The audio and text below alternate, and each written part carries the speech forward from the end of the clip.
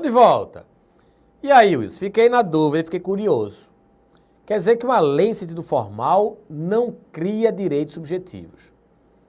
Uma lei em sentido formal trata o conteúdo como ato administrativo, que é um ato condição.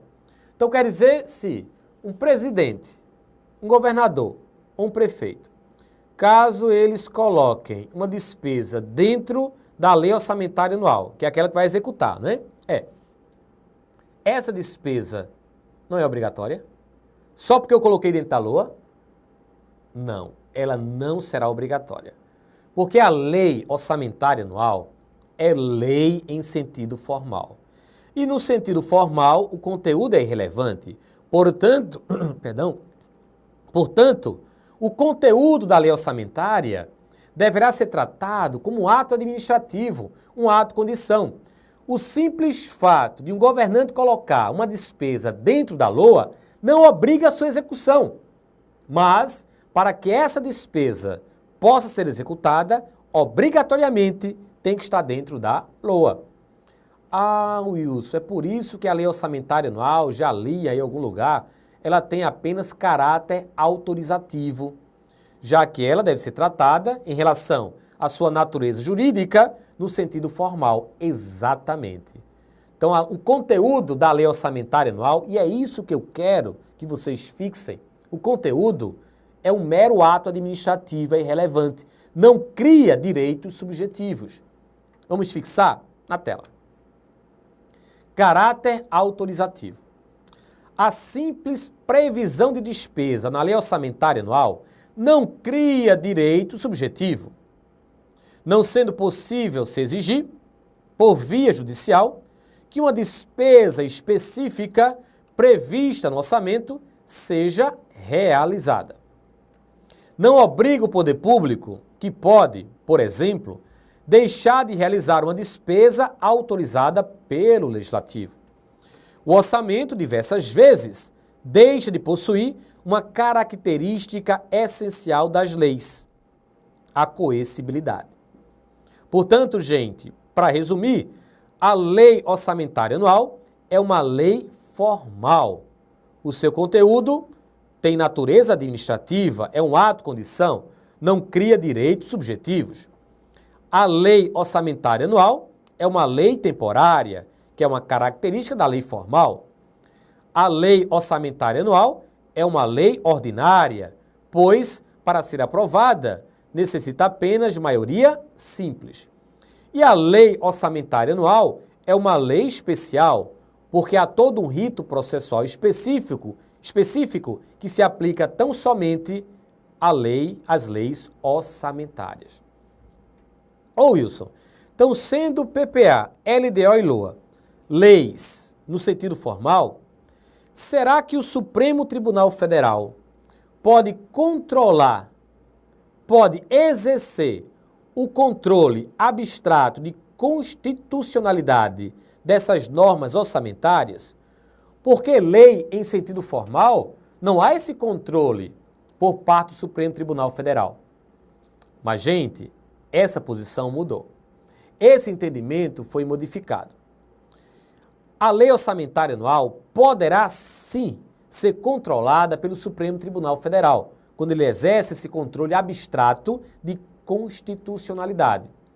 Houve a mudança por quê? Vejam só, mesmo sendo a lei orçamentária anual, lei em sentido formal, mesmo sendo conteúdo irrelevante, eu não posso, o executivo, no caso, não pode utilizar a lei orçamentária anual para desrespeitar a Constituição Federal, para que o seu conteúdo esteja contrariando a Constituição Federal. Diante dessa situação, o Supremo poderá sim exercer o controle abstrato de constitucionalidade, quando o conteúdo da LOA estiver contrariando uma norma constitucional. Caso contrário, não haveria esse controle. Portanto, gente, voltemos para a telinha. O Supremo Tribunal Federal pode sim exercer o controle abstrato de constitucionalidade de normas orçamentárias. O STF deve exercer sua função precípua de fiscalização da constitucionalidade das leis e dos atos normativos, quando houver um tema ou uma controvérsia constitucional suscitada em abstrato, independentemente do caráter geral ou específico, concreto ou abstrato de seu objeto. Então, gente, essa mudança aconteceu por conta de, em uma das leis orçamentárias que foi encaminhada pelo Executivo, constar dentro do seu conteúdo uma receita destinada a uma despesa. Mas era uma receita que já estava vinculada constitucionalmente. Era uma receita de um imposto já vinculado constitucionalmente a uma despesa, de uma contribuição, da CID, contribuição de lubrificantes, combustíveis, que pela Constituição Federal já deveria ser utilizada para determinadas despesas. E o que fez o Executivo? Nessa LOA, ele pegou a receita da CID e aplicou em uma outra despesa que não a da Constituição Federal. Nesse momento, o Supremo Tribunal Federal se pronunciou, dizendo, olha, eu vou aceitar a DIN, eu vou exercer o controle abstrato, mesmo sendo uma lei no sentido formal.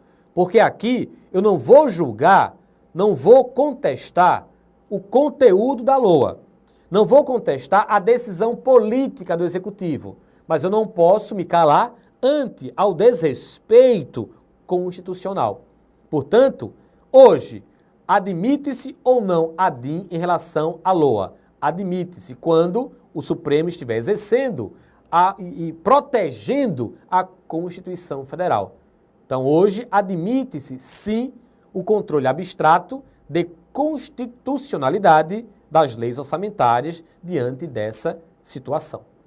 Então, gente, ser lei em sentido formal, essa ideia representa uma corrente brasileira, uma corrente que trata o orçamento como lei em sentido formal. Agora, existem outras correntes doutrinárias que trabalham a LOA, ora em sentido formal e material, ora apenas em sentido material. Essas correntes doutrinárias distintas são cobradas em provas de concurso. No Brasil, a lei orçamentária anual, a sua natureza jurídica é lei em sentido formal. Mas e as outras correntes doutrinárias que poderão aparecer? Os outros doutrinadores que poderão aparecer? E aí, quais são? Vamos ver. Natureza jurídica, correntes doutrinárias. Bem, a primeira corrente, liderada pelo alemão Ronel, dispõe que o orçamento é sempre uma lei, porque emana do Poder Legislativo, um órgão legiferante. Para Ronel, tudo que é revestido de lei tem conteúdo de lei. Assim, o orçamento é uma lei em sentido formal e material. Então, para esse doutrinador, que eu recomendo até que vocês lembrem-se do nome dele, Ronel, o orçamento é lei tanto em sentido formal quanto em sentido material, discordando, portanto, da corrente brasileira, que trata o orçamento apenas no sentido formal. Mas para Ronel, o orçamento é lei tanto no sentido formal, tanto no sentido formal quanto no sentido material. Isso para Ronel. A segunda corrente, cujo principal expoente é Mayer, classifica as leis de acordo com o seu conteúdo e não de acordo com o órgão de onde emanam. Assim, o orçamento é lei em sentido formal, porém não em sentido material. Portanto, amigos, essa corrente coincide com a corrente brasileira, né? Por quê? Porque a lei é lei em sentido formal, porém não em sentido material. Já a terceira corrente, na qual se destaca Leon Dugot, o orçamento é formalmente uma lei, mas seu conteúdo, em algumas de suas partes, ato administrativo e em outras lei. Desta forma, a parte do orçamento relativa as despesas e as receitas originárias, seria ato administrativo. Porém, na parte relativa à autorização para cobrança de receitas derivadas, deveria ser considerado lei. Vamos lá.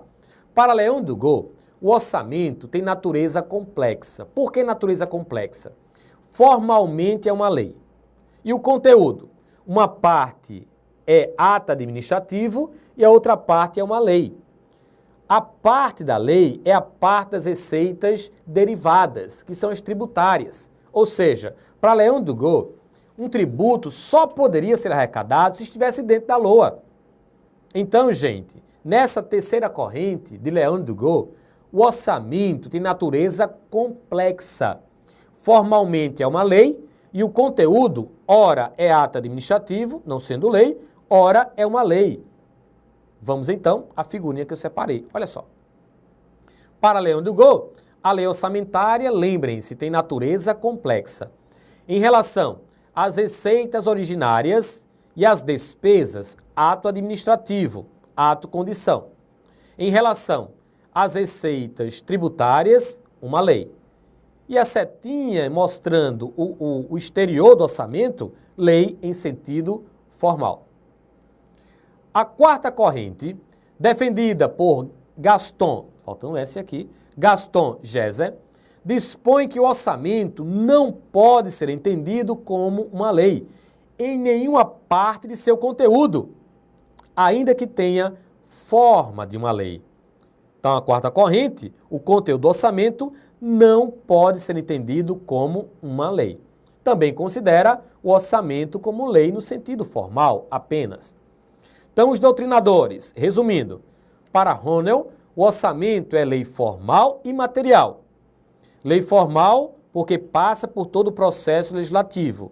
E no sentido material, é todo o seu conteúdo. Para Maier, o orçamento é apenas lei no sentido formal.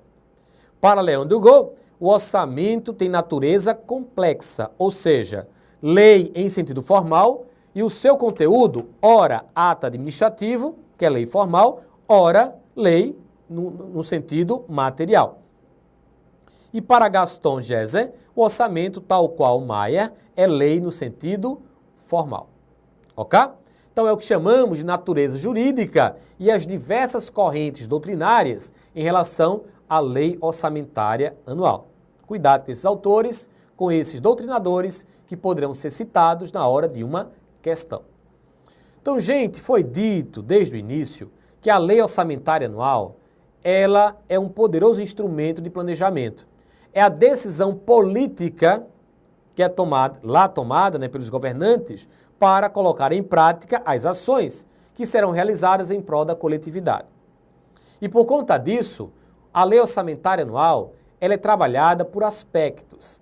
Existem aspectos das leis orçamentárias, que cai bastante em provas de concurso. Inclusive até caiu numa das provas que aconteceu recentemente. Tribunal de TRT do Distrito Federal. O que foi cancelado, né? Agora há pouco. E a questão foi abordada exatamente disso, em cima disso que eu vou mostrar agora. Vamos ver?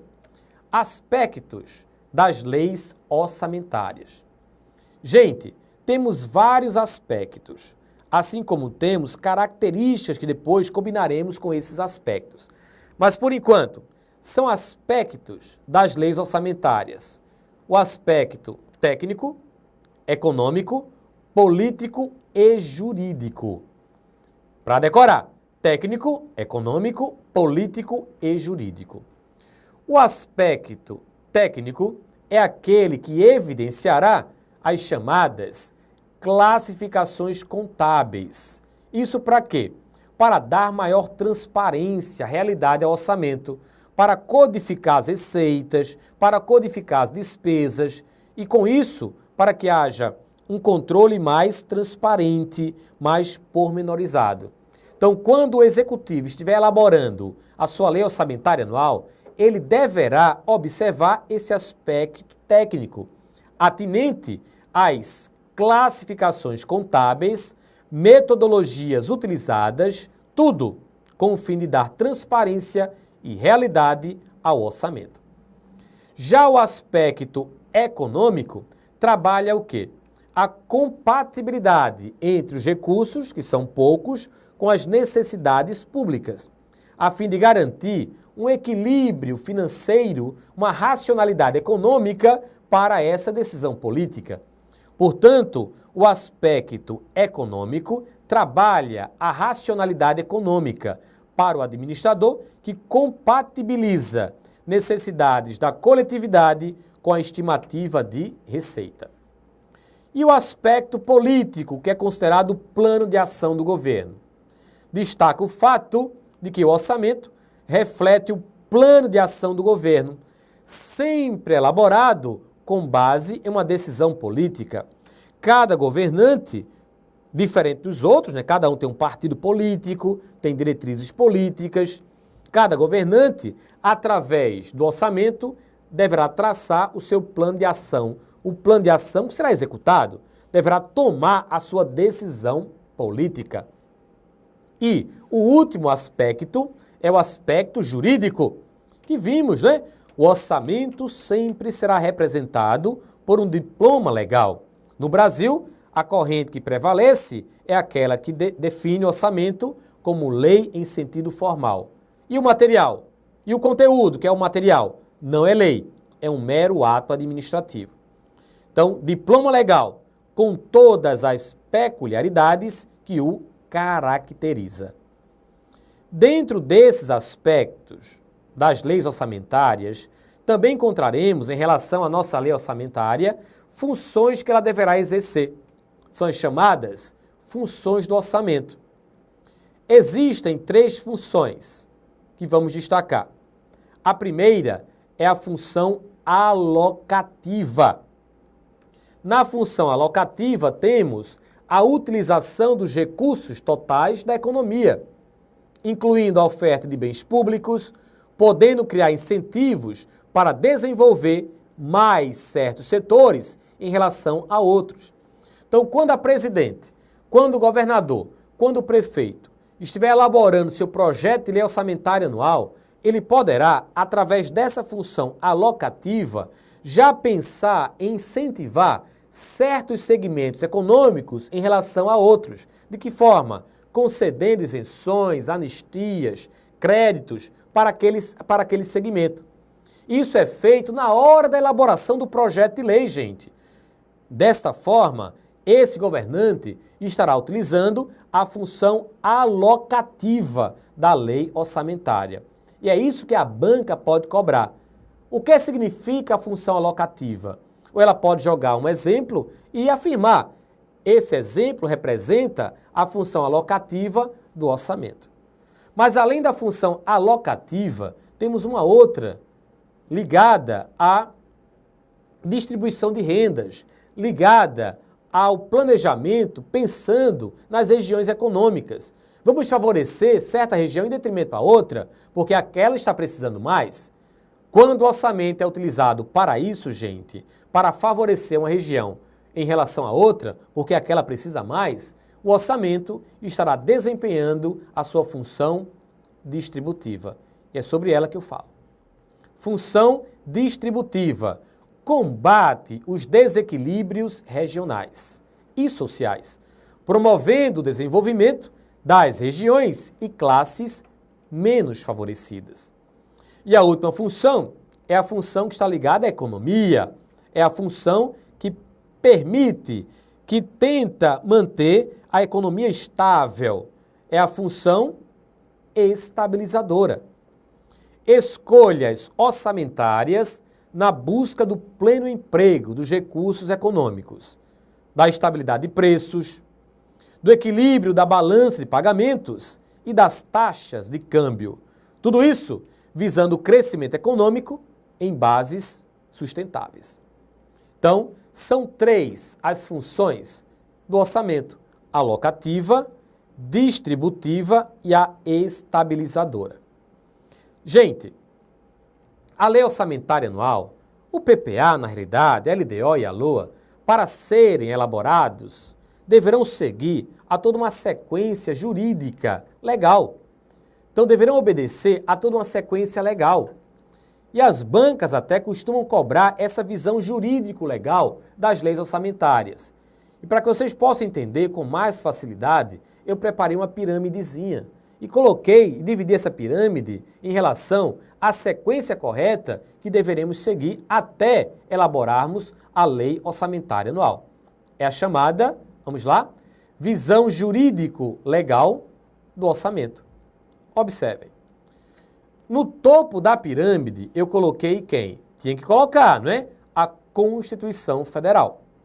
Logo abaixo, a Lei 4320/64 e a Lei de Responsabilidade Fiscal. Depois o PPA, depois a LDO e depois a LOA. Essa sequência, Constituição Federal, 4320/64, PPA, LDO e LOA, deverão ser seguidas. Ok?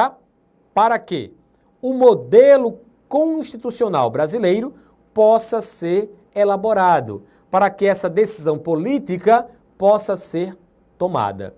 E relembrando que o modelo constitucional brasileiro, ele é trabalhado de forma multidocumental, por conta da existência de 3 leis. PPA, que é o planejamento estratégico, nível estratégico, não é? LDO, que é o planejamento tático, e a Lei Orçamentária Anual, que é o planejamento operacional. Então, muito cuidado com isso que eu vou enfatizar. PPA, dimensão estratégica. LDO, dimensão tática. E a LOA, dimensão operacional. A LDO, que está aqui, ó, ela está entre o PPA e entre a LOA. Por conta disso, ela faz a interface entre o plano e o orçamento. E isso é cobrado pelas bancas. Quem faz a interface entre um planejamento estratégico e o planejamento operacional? É a Lei de Diretrizes Orçamentárias, que é o planejamento tático. Então, gente, quando o tema for níveis de planejamento, lembrem-se, PPA estratégico, LDO tático e a LOA operacional. Ok? Bem, e tudo isso que eu acabei de falar até agora foi para termos uma base introdutória das leis orçamentárias. E o que é que eu vou fazer agora? O sistema orçamentário brasileiro é composto de PPA, LDO e LOA. PPA é o querer fazer, a LDO é o poder fazer e a LOA é o fazer do governo. Agora eu vou entrar em cada uma das leis orçamentárias para trabalharmos efetivamente as suas características. Quais são as características do PPA? Quais são as características da LDO? E quais são as características da LOA? PPA, LDO e LOA. E eu começo com o Plano Plurianual. Vamos a ele. PPA. Gente, trabalhando um pouco de curiosidade, a curiosidade de vocês. E até a prática, porque essa matéria, orçamento, é uma matéria que está presente nas ruas, por incrível que pareça. Querem ver? Vou comprovar isso. O PPA é o grande planejamento do governo. É a decisão política de qualquer governante. Na esfera federal, será que alguém sabe me dizer aí qual o PPA, qual o nome do PPA que foi dado pelo nosso ex-presidente Lula quando ele elaborou, no seu primeiro ano de mandato, o PPA que foi de 2004 a 2007? Alguém sabe me informar o nome desse plano de governo? Não, mas todos já ouviram, só não associaram. Eu vou mostrar a figurinha e vocês vão se lembrar. Olha só. Brasil, um país de todos. Então, o primeiro PPA, elaborado por Lula, recebeu o slogan de Brasil, um país de todos. Plano Brasil de todos. Participação e inclusão. Certamente já ouviram e viram essa figurinha, não é? E no segundo mandato de Lula, onde ele elaborou um PPA que foi de 2008 a 2011. Alguém sabe me informar o slogan que foi dado pelo presidente ao seu segundo PPA? Isso pode cair numa questão. E aí? Não é Brasil um país de todos. Isso foi para o primeiro. Para o segundo foi desenvolvimento com inclusão social e educação de qualidade. Exatamente. Desenvolvimento com inclusão social e educação de qualidade. E o mais importante agora, gente, o PPA atual, que é o de Dilma, que vai de 2012 a 2015. Lei número 12.593, de 18 de janeiro de 2012. E aí, qual é o slogan do primeiro mandato da nossa presidente Dilma? Alguém sabe? É interessante que saibam, hein? O plano de Dilma para 2012 a 2015 recebeu o slogan de Plano Mais Brasil. Mais desenvolvimento, mais igualdade e mais participação. Então, atualmente, o PPA atual, que vai de 2012 a 2015, recebeu o slogan Plano Mais Brasil. Mais desenvolvimento, mais igualdade e mais participação. Então, gente, o PPA, como eu falei, é o querer fazer. É o planejamento estratégico. Mas para que esse planejamento pudesse ser elaborado, construído, houve uma metodologia. Uma metodologia foi estabelecida. Há obrigatoriamente a necessidade de se atender a essa metodologia para que o PPA possa ser elaborado. E isso é explorado pelas bancas. Qual a metodologia obrigatória para se planejar estrategicamente as ações do governo que ficarão consolidadas no PPA? Caso a banca cobre metodologia do PPA, vamos ver como a gente vai responder. Olha só. Metodologia do PPA. Então, gente, um instrumento que vai organizar, que vai articular as ações do governo estrategicamente no PPA, são os programas. Portaria número 42, de 14 de abril de 99, programas. Artigo 2º. Para os efeitos da presente portaria, entende-se por programa. É o instrumento de organização da ação governamental visando a concretização dos objetivos pretendidos, sendo mensurado por indicadores estabelecidos no plano plurianual. Gente, hoje, atualmente, qualquer despesa, qualquer planejamento a ser realizado pelo governo deverá passar pelos programas. Eu costumo dizer que o governo, para comprar de um alfinete a um foguete, tem que ter um programa. Portanto, esses programas representam instrumentos que organizam, que articulam as ações do governo, possibilitando melhor controle, maior transparência e maior facilidade para a execução das ações. Então, a metodologia atual para planejar estrategicamente o PPA são os programas. Vamos fixar? Vamos lá.